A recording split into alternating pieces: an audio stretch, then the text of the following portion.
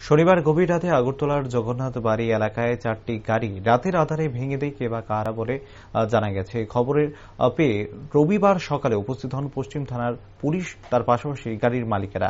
সাংবাদিকদের মুখোমুখি হয়ে পশ্চিম থানার পুলিশ আধিকারিক বলেন, ঘটনার খবর পেয়ে জগন্নাথ বাড়ির সামনে এসে দেখতে পান 4টি গাড়ি ভাঙা অবস্থায় রয়েছে। তবে সিসি ক্যামেরার ফুটেজের মাধ্যমে সমগ্র বিষয়টা জানা যাবে বলেও জানান তিনি। অপরদিকে এক গাড়ির মালিক জানায়, খবর পেয়ে এসে দেখতে পায় গাড়ি ভাঙা অবস্থায় রয়েছে। কে বা কারা এই ঘটনাটি ঘটিয়েছে তা এখনো জানা যায়নি। এখন দেখার বিষয় পুলিশ প্রশাসন দুষ্কৃতীদের ধরতে কতটুকু সক্ষম হয়।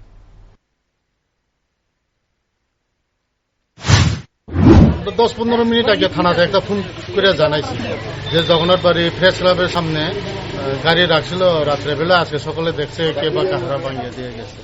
ওই ব্যাপারে আইছিলাম। টোটাল কয়টা গাড়ি? এখন যত পাইছি 4টা গাড়ি পাইছি, আর একজন বাড়ির বদলোকের সামনের গ্লাসটাও ভাঙিয়ে দিয়ে গেছে।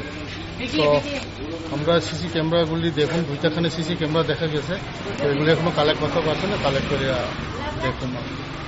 তো সকালবেলা ফোন করছে আমারে যে আমার গাড়ির পেছন গ্লাসটা ভাঙা। তো সকালবেলা উঠে দেখি গ্লাসটা ভাঙা, কে আর কারা ভাঙছে তা তো কইতে পারি না, গ্লাস ভাঙা, গাড়ির ভিতরে দেখলাম একটা আস্তা ইট পুরা। তারপর আইলাম, আমার পাড়ার মধ্যে আরো 2-3টা গাড়ি, টোটাল 4টা গাড়ি ভাঙা হয়েছে আমার পাড়ার মধ্যে, আর একজনের বাড়ির গ্লাসও ভাঙা হয়েছে। আমরা দেখতেছি এখন থানার স্যাররা আইছিল, 5টা থানার স্যাররা আইছিল, তারা দেখছে, লেখা নিয়ে গেছে।